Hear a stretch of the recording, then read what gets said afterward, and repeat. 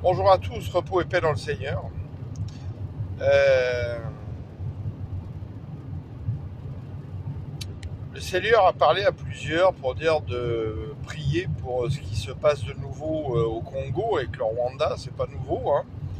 Beaucoup l'ont oublié, mais depuis 1994, il y a eu plus de 10 millions de morts, hein, pour piller les richesses du Congo, en particulier le cobalt et le coltan qui sont dans nos téléphones portables, nos ordinateurs, nos batteries de voitures électriques, hein, alors qu'on prétend rouler avec des voitures propres, mais il y a 10 millions de morts derrière. On a tous nos ordinateurs qu'on change régulièrement, nos portables pour un dernier portable. Ça justifie 10 millions de morts également. On oublie que des enfants de 7 ans vont extraire tout ça dans les mines. Et le Seigneur me montrait clairement en esprit ce matin.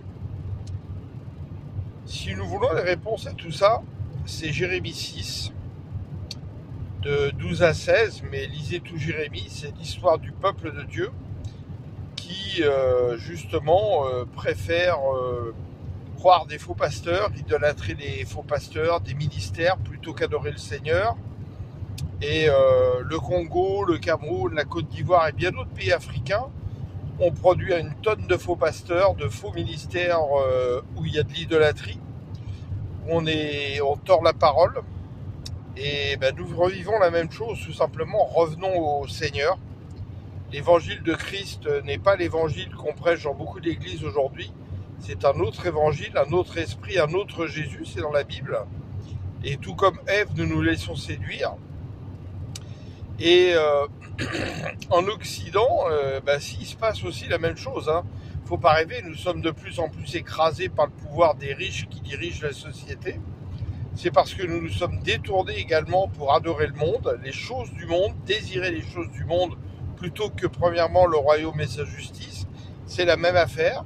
Ça se passe peut-être pas de la même manière, mais les gens sont sous l'emprise du crédit, de plus en plus dans la pauvreté, dans l'impudicité, plein de choses.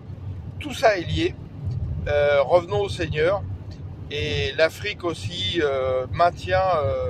se maintient attaché à plein de fausses coutumes et fausses traditions, qui sont des coutumes et traditions des hommes, qui sont très loin de l'évangile, mais qu'elle essaye de justifier en tordant la parole, comme appeler les gens papa, alors que le Seigneur est clair, n'appelez personne votre père, vous n'en avez qu'un seul.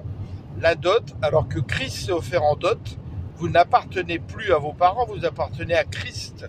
Si vous êtes à Christ, comment vos parents pourraient vous vendre, etc., etc.